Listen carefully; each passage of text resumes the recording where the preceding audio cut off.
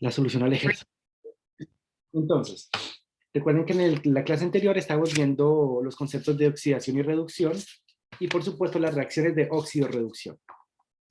Desarrollamos entonces un par de reacciones, balanceo de ecuaciones, el medio ácido y una en medio básico. Así que por completitud vamos el día de hoy a resolver el ejercicio que se dejó para la casa, que es el que aparece en pantalla en medio básico. Bien, aquí medio básico. En medio básico. Bien, entonces, adelante un poco, ya sabemos cómo incorporar estados de oxidación y recordemos que nos vamos a enfocar en quienes nos interesan a nosotros, en quién se reduce, en este caso es el cloro, que pasa de tener un estado de oxidación más 5 a un estado de oxidación menos 1, es decir, ha ganado 6 electrones. Y por otro lado, tenemos el nitrógeno que inició con un estado de oxidación menos 2 y el que al oxidarse, ¿cierto?, pierde electrones llegando a un estado más 2, es decir, una diferencia de 4 electrones. Recordemos que se recomendaba entonces escribir las reacciones por separado. Bien, entonces tenemos como reacción de oxidación el N2 que tiene carga de menos 2, H4, y se transforma ahora, voy a balancearla directamente, en 2NO de carga 2 más, y como decíamos que eran 4 electrones por cada nitrógeno, como son 2 nitrógenos, por lo tanto va a ser el doble de electrones. 8 electrones. Bien. De la misma manera escribimos quién se reduce. Bien, iniciamos con el cloro. Tenemos entonces cloro con estado de oxidación más 5. Esto completamente es unión. Los 6 electrones en su proceso de reducción que transforman al cloro más 5 en cloro menos 1. Bien, entonces aquí ya iniciamos con el primer paso que era equilibrar átomos. Bien, esto nos permite a nosotros entonces tener claridad desde el inicio cuántos electrones están involucrados por proceso. Bien, ahora, como ya equilibramos de primer paso esto, vamos entonces ahora a equilibrar cargas. O balancear cargas, equilibrar cargas. Bien, entonces, como estamos en un medio básico, recuerden,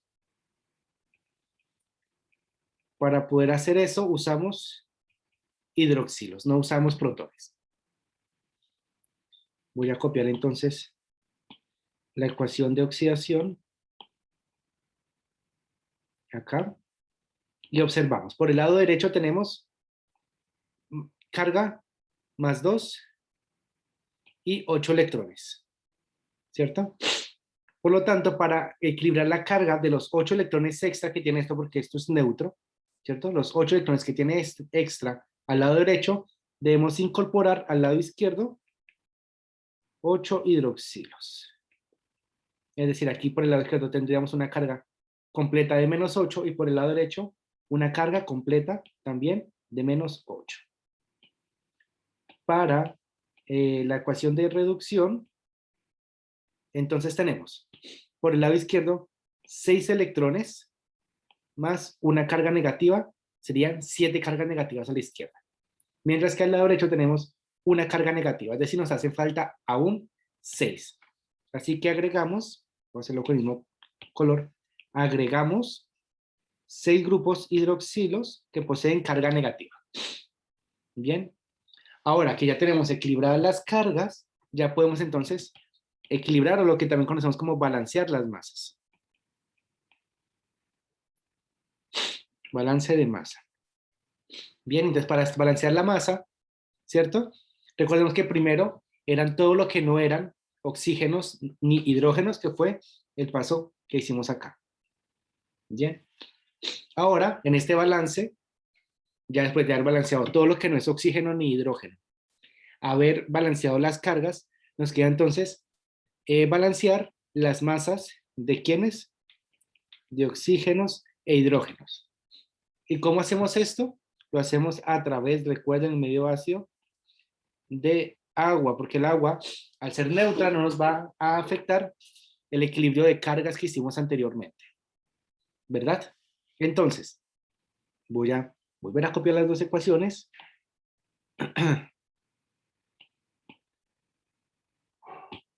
Aquí seguimos en este paso. Verificamos. Vamos a equilibrar entonces oxígenos e hidrógenos.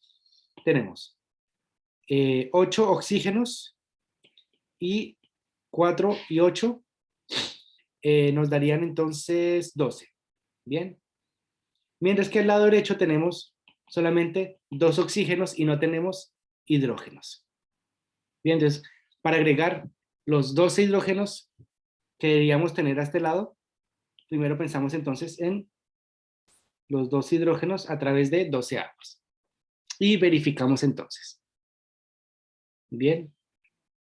Tenemos por el lado izquierdo, a ver, aquí me hace falta, tenemos 8 hidrógenos, bien, más el ion N2H4, nos produce entonces 2NO, los 8 electrones, y perdón, aquí serían, si queremos 12 hidrógenos, agregamos un 6. Ahora sí tenemos 12 hidrógenos.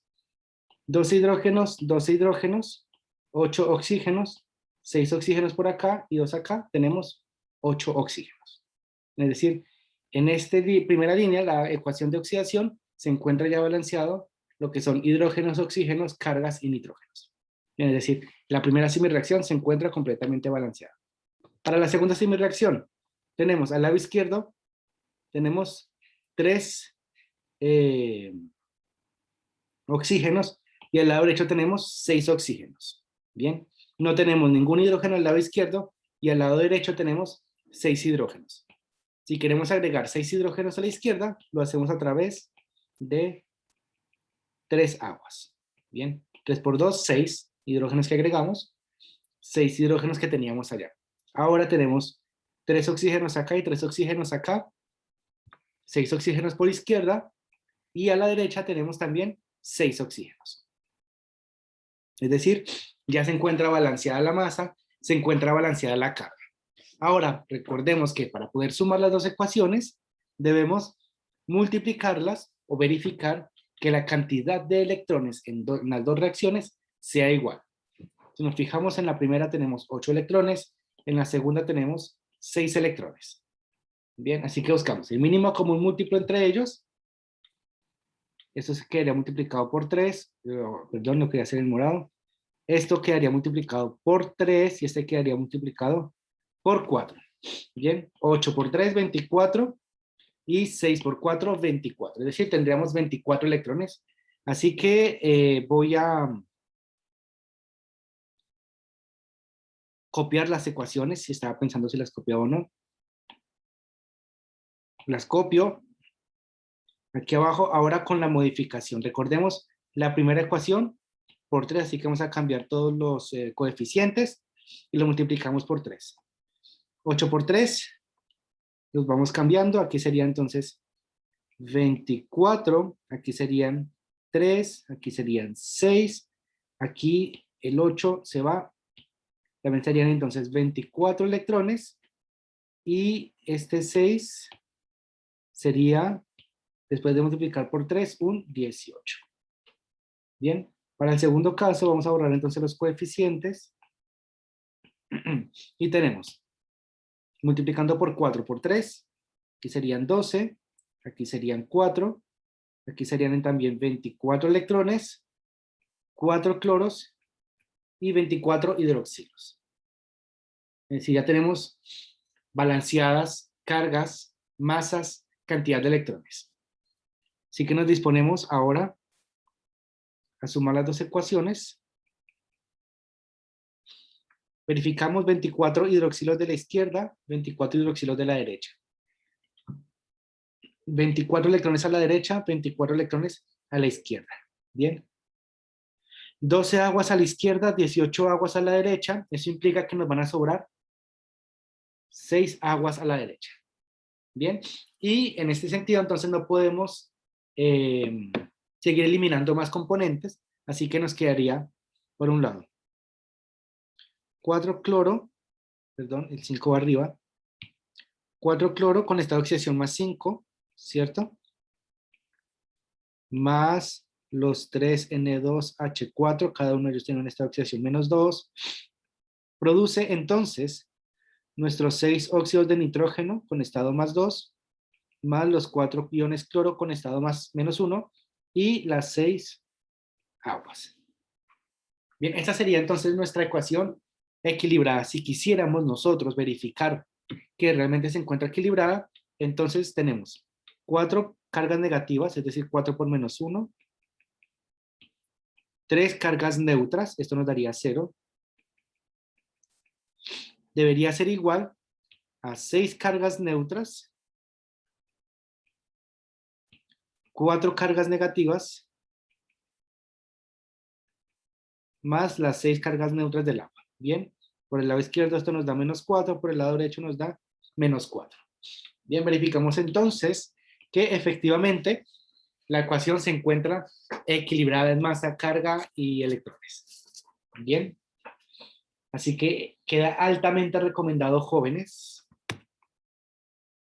que practiquen el balanceo de estas ecuaciones, tanto el medio vacío como el medio básico, porque es de demasiada importancia comprender la cantidad de electrones que suceden en reacciones de óxido-reducción y ya vamos a ver por qué. Bien.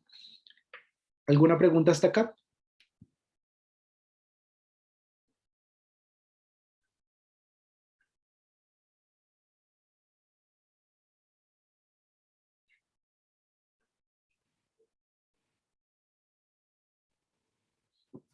Reitero, la única manera de poder tener dominio de esta información, de esta temática, es resolver tantos ejercicios como sean necesarios. Bien. Vamos entonces a regresar a la presentación y entrar a los nuevos conceptos que vamos a ver el día de hoy, que son el concepto de celdas. Bien. Entonces, un momento que eso está iniciando hasta ahora. Perfecto. En nuestras celdas electroquímicas, normalmente se establecen un esquema como el que aparece en pantalla. Bien. ¿Dónde nace el concepto de celda electroquímica o por qué es tan importante? Entonces, a lo largo de la historia, bien, se intentaron hacer varios experimentos y entre ellos, por ejemplo, tenían soluciones, voy a hacerlo por acá, esto no parece una solución, ahora sí, soluciones, ¿cierto? De zinc, en este caso sería sulfato de zinc, ¿cierto? E introducían una lámina de cobre. Bien, cuando se hace esa mezcla, una solución de zinc 2 más o sulfato de cobre, perdón, sulfato de zinc, y se le incorpora una lámina de cobre, no hay reacción. Bien, sin embargo, cuando se incorpora una solución de cobre 2 más y ahí una lámina de zinc, ahí sí que sucede algo. Bien, y entonces empezaron a determinar qué era lo que estaba sucediendo ahí. Pues evidentemente aquí hay un proceso de oxidación y un proceso de reducción. Bien, en el que parte de los cobres 2 más se pegan a la lámina en formato de cobre sólido, ¿cierto? Y parte del zinc sale de la lámina como, para escribirlo acá afuera, zinc 2 más. Bien, es decir, hay un intercambio iónico o un intercambio de especies entre la parte de solución, la parte acuosa, y el sólido. Bien, es decir, en el fondo se está teniendo una reacción, a ver si es esta misma, de zinc sólido más los iones de cobre en solución acuosa, y eso entonces va a producir ahora una cantidad de iones de zinc más cobre sólido. Sí, va a empezar a haber un intercambio de los átomos que están ahí, incorporados. En ese sentido, entonces se empieza a determinar el concepto de celda electroquímica. Y para que esto suceda de manera continua, entonces implica que se debe separar el proceso en 2 partes. Bien, que a cada una de estas partes se le va a llamar subcelda, ¿cierto?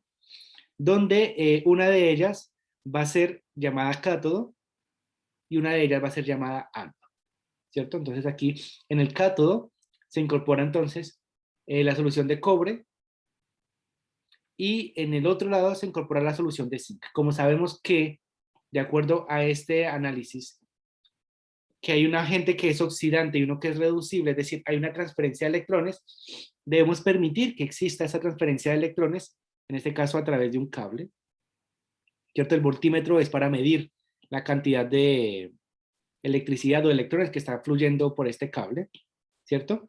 Y además, para mantener el equilibrio de cargas, se usa un puente salino, ¿cierto?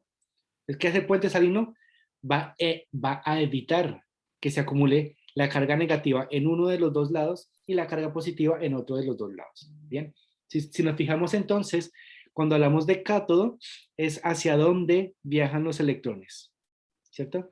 Mientras en el ánodo es de donde salen los electrones, ¿vale? Entonces, como veíamos nosotros también en nuestras reacciones químicas, eso se puede separar en dos partes, ¿cierto? Una parte que es aquella que pierde electrones, ¿cierto? Que sería la parte la parte que se oxida, el zinc en este caso, y por otro lado, la parte que se reduce, que es la parte que gana electrones, que en este caso sería entonces el cobre.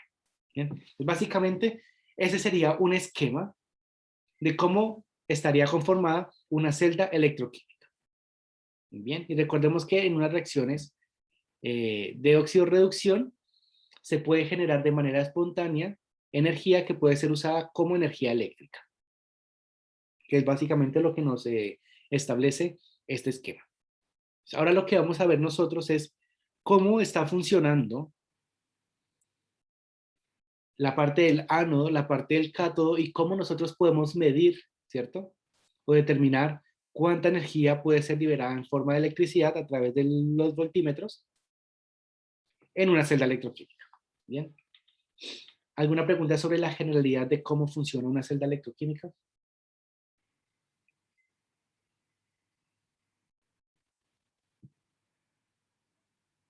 Recordemos que tenemos una celda completa que está dividida en dos semiceldas. La semicelda de oxidación, ¿cierto? Que en este caso está representada por el lado izquierdo del zinc, y la semicelda de reducción, que está al lado derecho, representada por el sulfato de cobre. Bien. Entonces, eso lo podemos representar a través de esquemas estrictos. Bien, entonces, ¿cómo se hace una representación de una celda? Tenemos, como decía, en la parte izquierda, el ánodo, que sería la semicelda de oxidación. Esto normalmente, las dobles líneas, van a representar el puente salino, que debe existir para mantener el equilibrio de las cargas, ¿cierto? Y al otro lado, entonces, un cátodo, que sería la semicelda de reducción. Entonces aquí presento dos ejemplos de cómo se escribiría entonces las representaciones de una celda. Entonces, el más común sería la pila de Daniel, que sería la que vimos anteriormente de zinc y cobre, ¿cierto? Entonces tenemos una electrodo de zinc en estado sólido, ¿cierto? Se separa, porque eso es una fase sólida, se separa de la fase acuosa, que está conformada por iones de zinc 2+, en concentración 1 molar. Sería una concentración estándar.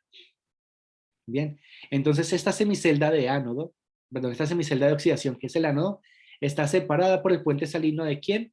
De la solución de cobre 2+, que se encuentra en concentración estándar 1 molar, y esta semicelda de reducción tiene un segundo componente, que es el cobre en estado sólido.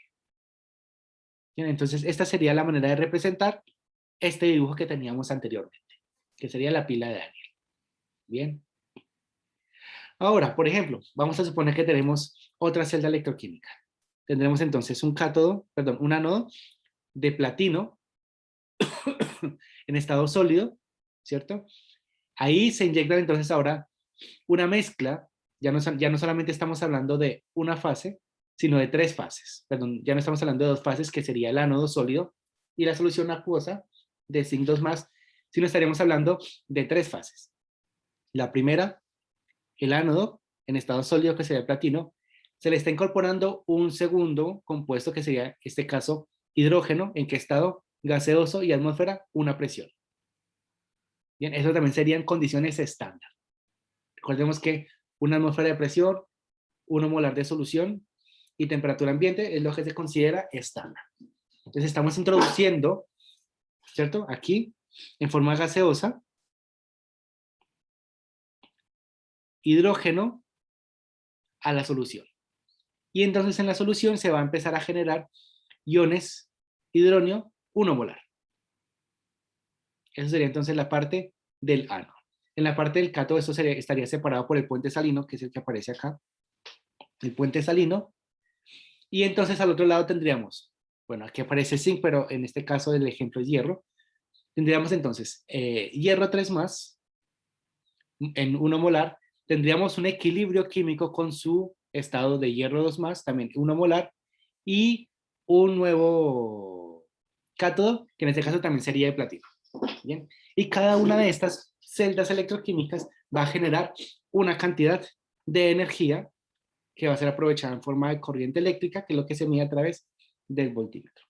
Bien. Entonces, para este caso, por ejemplo, que tenemos, voy a hacerlo para el zinc, nosotros podemos entonces separar, vamos a usar esta, nosotros podemos separar, porque es más corta, nosotros podemos separar esta reacción en dos semireacciones, como lo hacíamos anteriormente en el balanceo de ecuaciones, ¿cierto? Tenemos entonces la parte de oxidación, vamos a ponerlo solamente así, con una O, la parte de oxidación. ¿Y quién es la parte de oxidación? Recordemos que la parte de oxidación se encuentra en la semicelda de oxidación y se representa a través del concepto de ánodo. Bien, tendríamos entonces el zinc en estado sólido que va a generar iones zinc 2 más en concentración 1 molar y va a liberar entonces 2 electrones. Recordemos que oxidación es perder electrones. ¿Cuántos está perdiendo? 2. ¿Vale? ¿Cómo sabemos que son 2? Porque pasamos de zinc 0 a zinc más 2, hay una diferencia de 2 electrones. Para la parte de reducción, es que está un poco más a la izquierda. Para la parte de reducción, ¿qué tenemos para la parte de reducción nosotros? Nosotros tenemos que es una solución de hidrógeno, perdón, estoy haciendo la de acá. Tenemos en la parte izquierda la del ánodo, el zinc, y ya recuerdo por qué estoy haciendo esto. Estamos haciendo la parte del zinc, que es el ánodo, que coincide con esta, y también vamos a hacer entonces, ahora, la parte del cátodo, representada por la derecha. Tenemos entonces como agente reductor, en la parte de reducción, perdón, los dos hidrógenos en estado ácido, o como iones 1 en solución 1 molar, ¿verdad? Y ellos van a aprovechar entonces estos dos electrones para producir entonces nuestro hidrógeno, que está en estado gaseoso, y una atmósfera de presión. Bien, ¿por qué escribí 2 protones? Cuando normalmente la celda se escribe 1. Bien, porque recordemos que como estamos escribiendo las ecuaciones químicas que gobiernan este fenómeno, debemos mantener balanceada la masa y la carga. Bien, es decir que a nivel global, esta celda que aparece a la izquierda vendría representada por la reacción de zinc sólido, ¿cierto? Más los 2 protones en concentración estándar 1 molar, me va a generar entonces una cantidad de zinc 2 más, que también me está en estado de 1 molar, ¿cierto? Más hidrógeno en estado gaseoso y una atmósfera de presión. Bien. Entonces, esta sería la reacción general que gobierna este fenómeno que estamos viendo en la imagen de la izquierda. Bien. ¿Y esto para qué nos sirve a nosotros? Primero, para tener en cuenta los estados o quiénes son los componentes que se están oxidando, quiénes son los componentes que se están reduciendo, ¿cierto? Y ya la ecuación balanceada, entonces la ecuación general que nos permite a nosotros describir a través de una representación de la celda el fenómeno que está sucediendo internamente en la pila o en la celda electroquímica. Bien, entonces ahora, ya que sabemos cómo representar el ánodo, cómo representar el cátodo, ¿cierto? Y cómo representar el puente salino a través de estas dobles líneas. Ahora la pregunta es, ¿cuánta energía marca este aparato llamado voltímetro? ¿Cómo nosotros podemos entonces medir? Bueno, aquí es súper sencillo, colocamos el voltímetro, lo conectamos a través de los cables y sabemos cuánta energía está fluyendo. Bien, pero el problema de esto es que no nos está diciendo cuánta energía se está liberando desde el zinc hasta el hidrógeno en este caso, o cuánta energía podría liberar el hidrógeno si estuviera conectado a otro lado. Bien, el voltímetro nos da la información en conjunto de todo el sistema, es decir, no podemos nosotros separar cuánto es el aporte del oxidante y cuánto es el aporte, perdón, de la parte de que se oxida y cuánto es el aporte de la parte que se reduce. Bueno, cuánto aporta el ánodo o cuánto aporta el cátodo. Y eso es bastante importante saberlo, ya que eso nos permitirá a nosotros a posteriori, ¿cierto? Poder calcular teóricamente cuánto voltaje podría entonces aprovecharse de una celda electroquímica. Bien, entonces para darle solución a esta situación, se crean los potenciales estándares de los electrodos. Bien, y es lo que se conoce como potencial estándar de reducción, que sería el sub 0, que aquí de pronto no se ve bien, lo voy a volver a escribir acá, era 0. Y este potencial estándar de reducción, ¿cierto? Es un voltaje que está dado dentro de la reacción de reducción. Y como decía anteriormente, nosotros no podemos medir solamente en la semicelda de reducción cuánto voltaje se está generando o cuánto voltaje está en la capacidad de recibir. Bien, simplemente lo hacemos a través del conjunto. Y en ese sentido, entonces, para dar solución, se crea el potencial estándar. Bien, y en este potencial estándar debemos tener, al ser estándar, por supuesto, todos los solutos en una concentración 1 molar y todos los gases, además, deben estar en una presión de una atmósfera. Bien, y se determina entonces que el potencial estándar lo vamos a hacer a través del potencial estándar de hidrógeno. Así como nosotros, por ejemplo, para medir presión atmosférica, ¿se acuerdan cuando veíamos gases? Habíamos dicho que para medir presión atmosférica se determinaba un número, ¿cierto? O un punto en específico, que ese punto iba a ser 0 y a partir de ahí se medía todo, que iba a ser el nivel del mar. Entonces el nivel del mar se mantenía como a una atmósfera de presión y a partir de ahí se medían las demás presiones a nivel relativo. Bien. En ese sentido, lo mismo sucede para los potenciales estándar. Debemos crear un punto cero, que va a ser el electrodo estándar de hidrógeno, ¿cierto? Y este punto cero nos va a permitir después a nosotros determinar si esto es cero, o lo hacemos cero, lo obligamos a que sea cero como referencia, nosotros podemos determinar que toda la energía que registra el voltímetro va a ser asociada al zinc. Y así entonces se van a empezar a mezclar reacciones de oxidación y reducción, siempre con con el electrodo estándar de hidrógeno, ¿cierto? Para que este sea el cero y los demás nos den a nosotros diferentes valores. Es decir, en este caso tendríamos una reacción de reducción, que es la que aparece acá, una reacción de reducción, que serían los dos electrones más los dos iones de hidrógeno para producir hidrógeno molecular a presión de una atmósfera.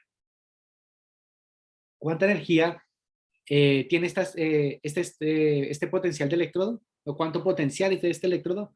No lo sabemos y como es imposible medirlo, vamos a decir que va a ser 0. Y a partir de ahí medimos lo demás. Bien. Este va a ser el EEH, el electrodo estándar de hidrógeno, nuestra referencia de 0 voltios, así como lo es la temperatura 0 Kelvin o lo es la presión atmosférica a nivel del mar. Bien, entonces vamos a mirar varios ejemplos de cómo esta celda de hidrógeno nos permite a nosotros, ¿verdad? Poder entonces determinar los potenciales que poseen diferentes celdas electroquímicas. Bien, así tenemos, por ejemplo, en el lado izquierdo, creo que este era el mismo ejemplo que teníamos mucho antes, a la izquierda. Tenemos entonces un electrodo de platino sumergido en una solución de ácido clorhídrico 1 molar. Bien, es de ahí donde vienen los protones. El hidrógeno gaseoso que está conectado entonces a través del tubo a una atmósfera de presión, y por el otro lado tenemos entonces una solución 1 molar de sulfato de zinc, que es quien permite mantener el zinc a una concentración de 1 molar, el electrodo de zinc conectado entonces al voltímetro. Y recordemos, ¿cómo nosotros representamos esta celda? Esta celda, voy a hacerlo en azul, está representada como zinc sólido, ¿verdad? Que está en otra fase separado del zinc 2+, que se encuentra a una concentración 1 molar, ¿verdad? Nuestro puente salino, ahora nuestros protones en concentración 1 molar, que está separado del hidrógeno gaseoso, que se encuentra a una atmósfera de presión, ¿cierto? Y que a su vez está separado del electrodo de platino que está en estado sólido. Bien, esa sería entonces nuestra representación, recuerden que lo vimos acá, nuestra representación para esta celda. Bien, y entonces decimos que, por definición, el potencial de una celda viene dado como la diferencia entre el potencial estándar del cátodo y el potencial estándar del ánodo. Bien, entonces, medimos el experimento, nos dice el voltímetro que esto tiene un valor de 0.70 voltios. Bien. ¿Quién es nuestro cátodo? Verificamos, es protones, hidrógeno atmosférico, perdón, hidrógeno gaseoso a una atmósfera de presión, y platino en sólido, como electrodo. Bien, eso que implica que toda esta parte izquierda es lo que nosotros anteriormente llamamos electrodo estándar de hidrógeno. Bien, esto sería el electrodo estándar de hidrógeno. ¿Y qué implica que el cátodo sea el electrodo estándar de hidrógeno, que va a ser nuestra referencia como 0 voltios? Bien. Y entonces ahora tenemos el electrodo, las condiciones estándar del electrodo. ¿Y quién es nuestro electrodo del ánodo? ¿Por quién está compuesto? Por zinc. Y entonces aquí va a ser necesario escribir zinc 2+ con zinc 0. Es decir, una solución 1 molar de zinc 2+ y un cátodo sólido de zinc en estado 0, o sea, puro. Despejamos este valor, es decir, que la energía estándar para este ánodo, ¿cierto? ¿Quién va a ser? Menos 0.76 voltios. Es decir, si tomamos esto como referencia, es 0.70, ya escribí mal. O escribí mal en alguna parte, 0.76 creo que es, en verdad. Si tomamos este como referencia y como 0, podemos asociar todo el valor registrado, ¿a quién? A nuestro ánodo de zinc 2+, zinc 0. Y entonces, en el fondo estamos diciendo que la reacción zinc 2+ más 2 electrones para producir zinc 0 está asociada a un potencial que equivale a menos 0.76 voltios. Bien. Y en ese sentido, entonces, se pueden empezar a escribir los valores de los potenciales de las celdas electroquímicas, o de las semiceldas en verdad, a partir de un estándar que es el de hidrógeno, el electrodo de hidrógeno, y lo comparamos con los demás. Entonces, en este caso vemos, por ejemplo, cómo el potencial estándar de hidrógeno, o la celda de hidrógeno, funciona como ánodo, perdón, como cátodo. Ahora, por supuesto, también puede funcionar como ánodo. Y ya después vamos a mirar de qué va a depender que funcione como ánodo o como cátodo. Bien, entonces aquí vimos cómo funcionaba como cátodo para determinar la energía que tiene un ánodo. Y ahora entonces vamos a Mirar el caso contrario. Tenemos una nueva celda, ¿cierto? Vamos a escribir, tenemos platino en estado sólido, que está separada de hidrógeno a una atmósfera de presión. Voy a empezar a escribir un poco menos, un poco más resumido para que quepa la información, que está separado de los protones, ya sabemos que están a 1 molar. Nuestro puente salino, tenemos entonces cobre en estado 2 más, ¿cierto? Que sería aquí la solución de sulfato de cobre. Si verifican, se van a dar cuenta que el estado de oxidación es cobre 2 más.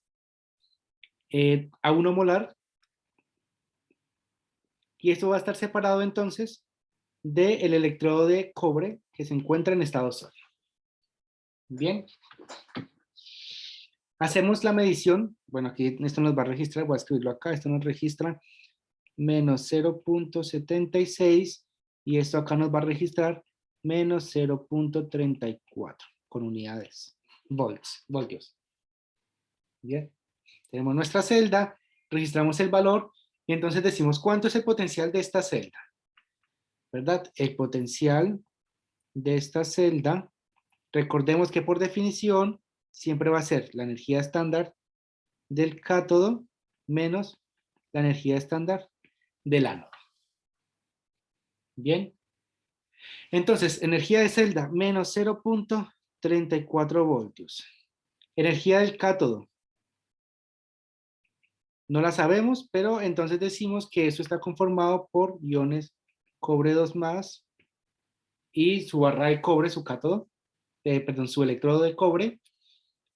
Y esto se le va a restar, por supuesto, la energía del ánodo. ¿Qué va a ser nuestro ánodo?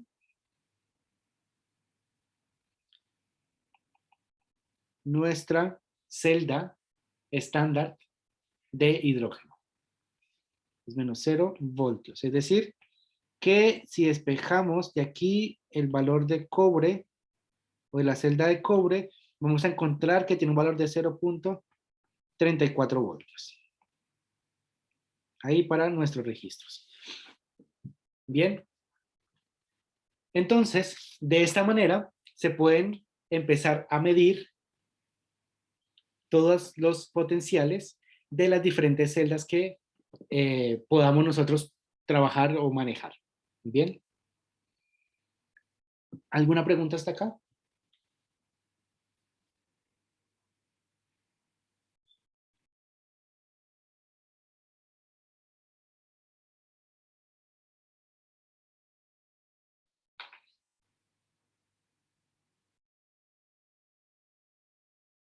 Bien, si no, entonces voy a tomar aquí captura de pantalla. Entonces, toda esta información que nosotros estamos, bueno, vimos cómo se puede obtener experimentalmente, ¿cierto? Resumen rápido, tenemos que definir un potencial estándar de electrodo. ¿A través de quién? Del electrodo estándar de hidrógeno, quien va a ser nuestro cero de referencia y a partir de ahí se va a medir absolutamente todos los demás potenciales, ¿bien? Es decir que cuando el potencial de hidrógeno o el electrodo de hidrógeno funciona como cátodo, podemos entonces determinar el potencial de la semicelda de ánodo en este caso.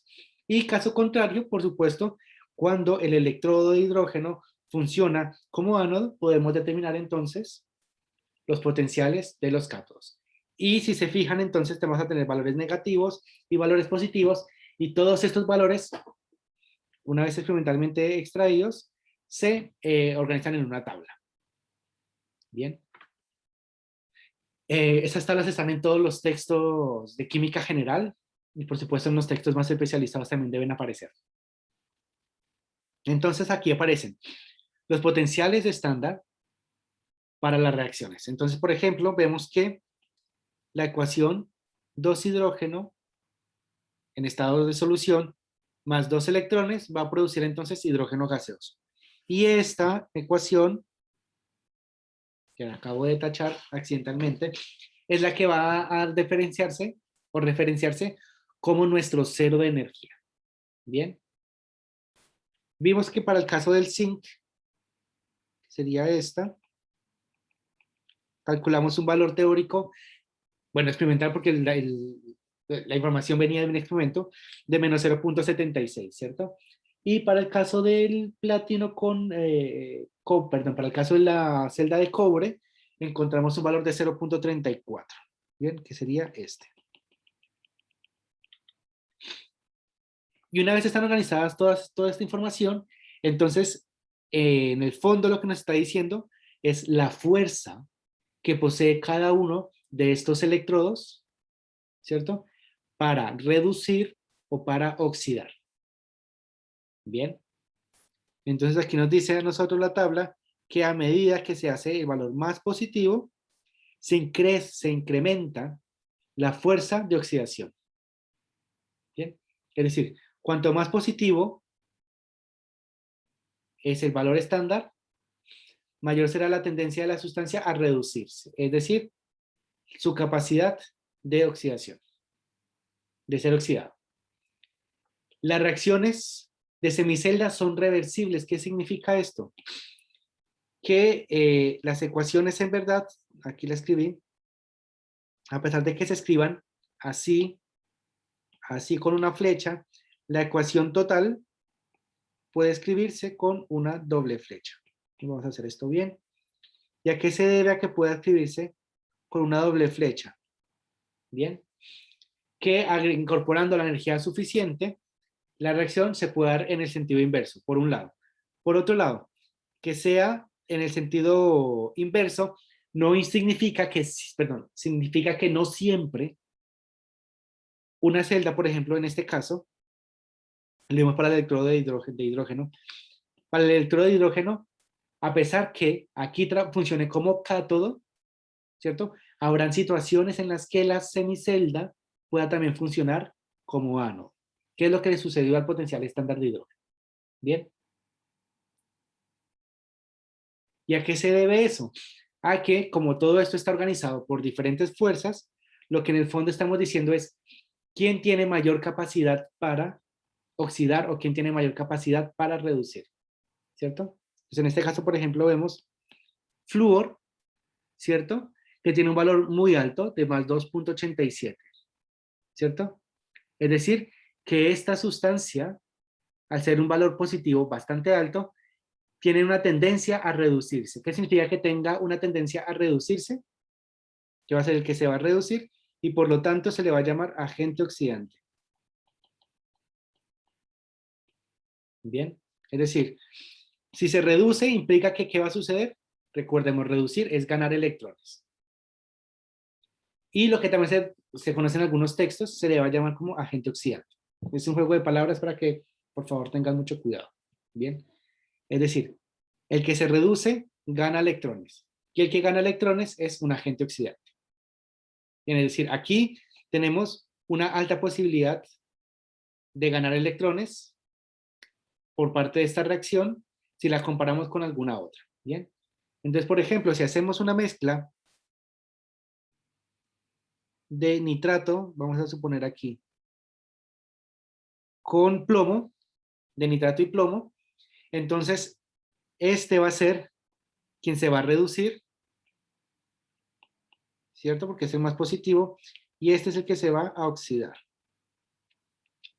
Sin embargo, si hacemos una segunda mezcla, por ejemplo, puede ser plomo, vamos a suponer que aquí tengo calcio o sodio, no alcanzo a ver bien. Entonces, quien tiene mayor capacidad de reducirse va a ser el más positivo. Y este sería el más positivo, este sería el que se reduce y este el que se oxida. Entonces, si se fijan, dependiendo de con quién estemos mezclando los electrodos, puede actuar como agente oxidante o como agente reductor. En el fondo lo que estoy diciendo es su capacidad de ser, vamos a verlo acá, su capacidad de ser la reacción de oxidación o la reacción de reducción va a depender de con quién esté mezclado. Bien, lo vimos entonces, repito, aquí en el electrodo estándar de hidrógeno y lo podemos ver a medida que vayamos entonces mezclando cátodos y ánodos, dependiendo de lo que necesitemos. Bien, eventualmente podemos nosotros también calcular, ¿cierto? la fuerza electromotriz que se conoce, fuerza electromotriz o potencial estándar. Podemos calcular la fuerza electromotriz o el potencial estándar de una reacción si conocemos sus potenciales de reducción estándar. Es decir, si yo mezclo en la línea azul nitrógeno con plomo, yo puedo saber esta celda electroquímica qué potencial estándar va a obtener. ¿Cómo lo hago? A través de esta ecuación. La energía o el potencial de reducción de una celda electroquímica está dada por la diferencia entre los potenciales del cátodo y del ánodo. Si tengo a este como cátodo y ánodo en la línea azul, puedo saber entonces la fuerza electromotriz o el potencial de esa celda,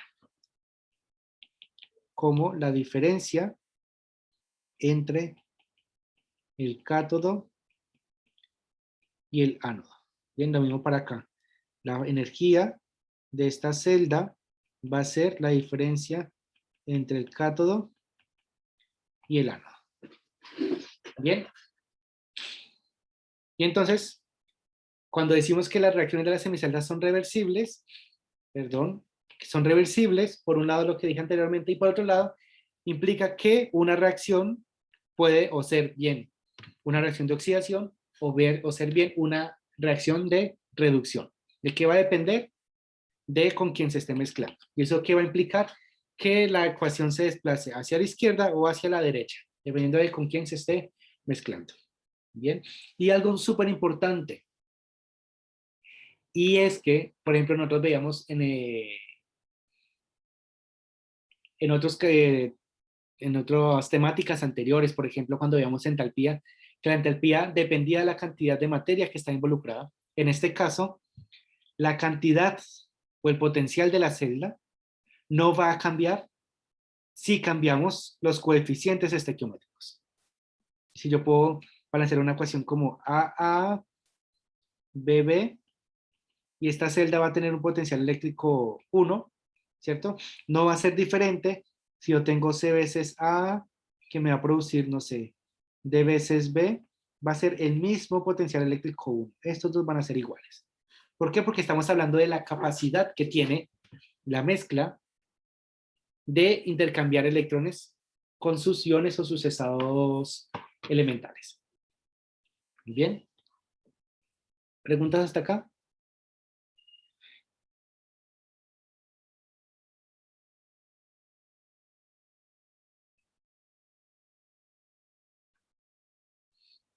Bien. Entonces, como no hay preguntas, voy a suponer que pueden desarrollar este ejercicio. Bien. El ejercicio nos indica que cuál es la fuerza electromotriz estándar, ¿cierto? Que recordemos que se reconoce como FEM o E0 de la celda, de una celda electroquímica que está formada por un electrodo de cadmio en una disolución de 1 molar de cadmio, de nitrato de cadmio, y un electrodo de cromo en una disolución 1 molar de nitrato de cromo. Y aquí creo que hay un error porque esto es ser... Ah, no, sí está bien. NO3 tres veces. Nitrato de cromo. Para poder dar solución a esto, bien, tenemos dos opciones. La primera, ir a la tabla y buscar los potenciales de cadmio, ¿cierto? Y de cromo, que era cromo, cobre, no recuerdo, y cromo. Que el de cromo no aparece acá. Aquí está, cadmio y cromo. Bien. O la segunda, si no existieran los valores en las tablas, implicaría que deberíamos realizar un montaje de este estilo, donde uno de ellos va a ser cadmio y cromo, perdón, uno de ellos va a ser en un experimento cadmio, en el otro va a ser cromo, mientras que el electrodo de hidrógeno estándar va a permanecer constante. Se mide, se resuelve la ecuación y se determina entonces cuánto es el potencial, que ya sabemos deberían dar estos números. ¿Bien? Y con esa información nosotros podemos entonces determinar la reacción. Entonces vamos a hacerlo el ejercicio completo. Tenemos cadmio, 2 más, que es acuoso, ¿cierto?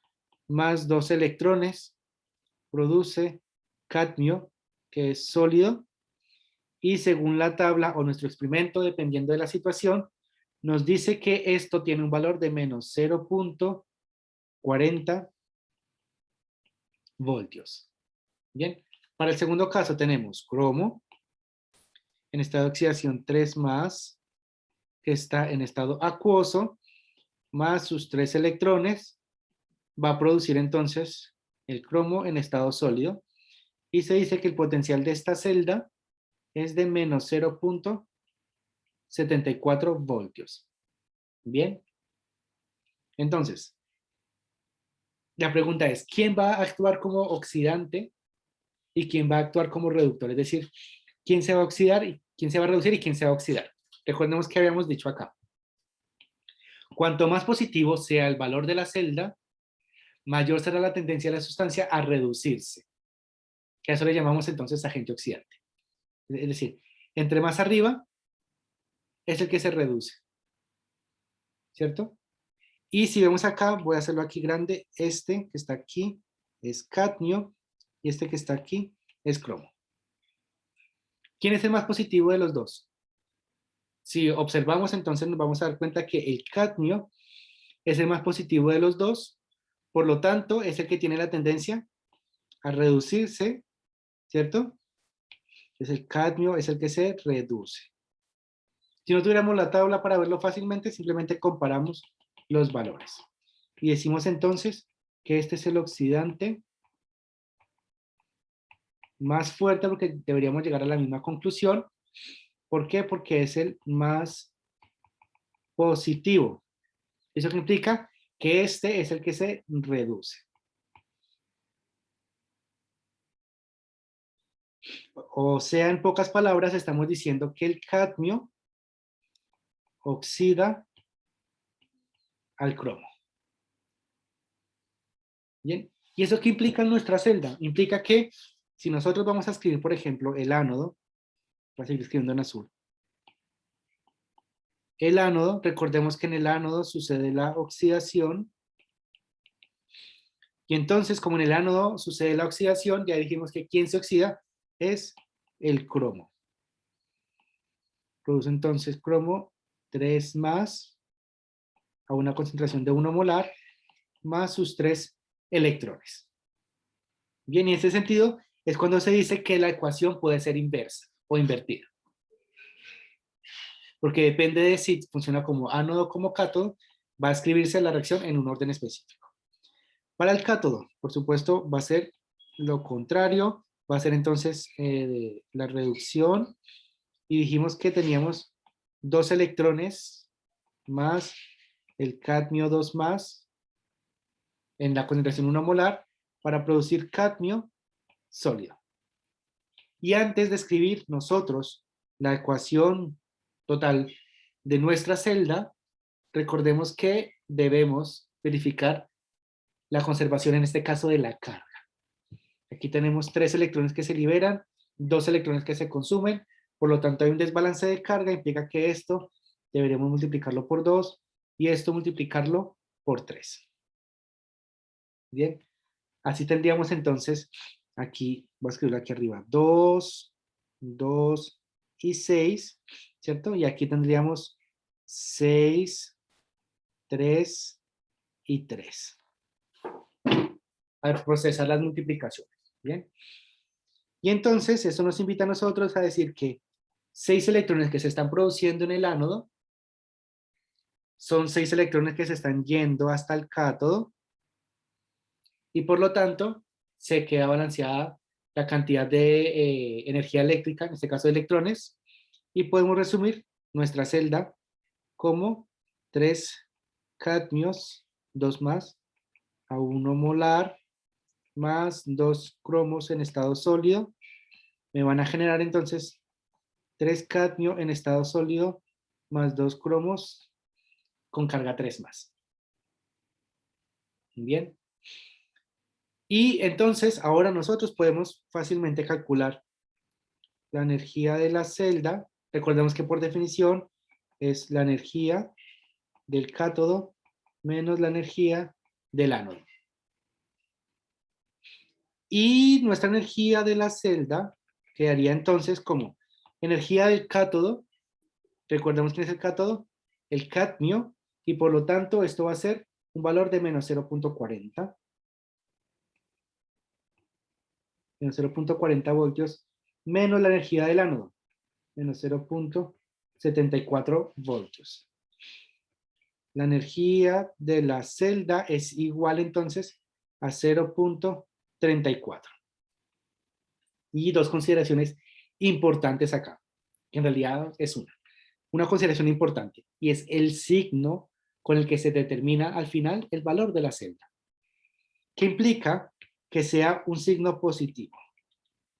Bien, que sea un signo positivo primero implica que es una reacción espontánea. Es decir, que cuando se conecta todo en la celda, la reacción va a empezar a generarse. Es espontánea. Bien. ¿Qué pasa si el valor, voy a hacerlo aquí en verde, qué pasa si el valor fuera negativo? Que si positivo es espontánea, el negativo significa que no es espontánea. Que no sea espontánea significa que la manera en cómo se está concibiendo la celda, que es esta reacción, no es la manera en cómo debe ejecutarse. Bien, ¿qué implica? ¿Qué significa esto? Que si al desarrollar todo nuestro cálculo nos da un valor negativo, implica que la reacción está sucediendo en sentido inverso. Bien, aquí flecha verde para indicar que no es espontánea. Si el valor fuera negativo, implica que la ecuación quedó escrita al revés, por lo tanto, concebimos mal el concepto de cátodo y del ánodo, por lo tanto, verificamos mal quién era el oxidante y quién era el reductor. ¿Bien? En el fondo, si nos da negativo, nos está diciendo que físicamente no estamos comprendiendo el fenómeno, nos da el mismo valor, pero con signo negativo, es decir, la reacción va hacia el otro lado. Así que si tenemos la celda, vamos a dibujar aquí la celda, y con nuestro medidor. Si tenemos la celda y esperamos que la energía fluya hacia allá con un valor positivo, con un valor negativo, la energía fluirá entonces en este sentido. Va en la dirección contraria. Nada más que eso significa el valor, el signo positivo o negativo dentro de una celda electrónica. Bien. ¿Hay alguna pregunta hasta acá?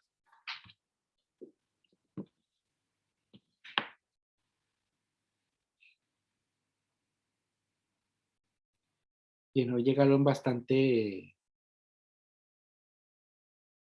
callados. Voy a sacar la pantalla. Si no hay preguntas, jóvenes, entonces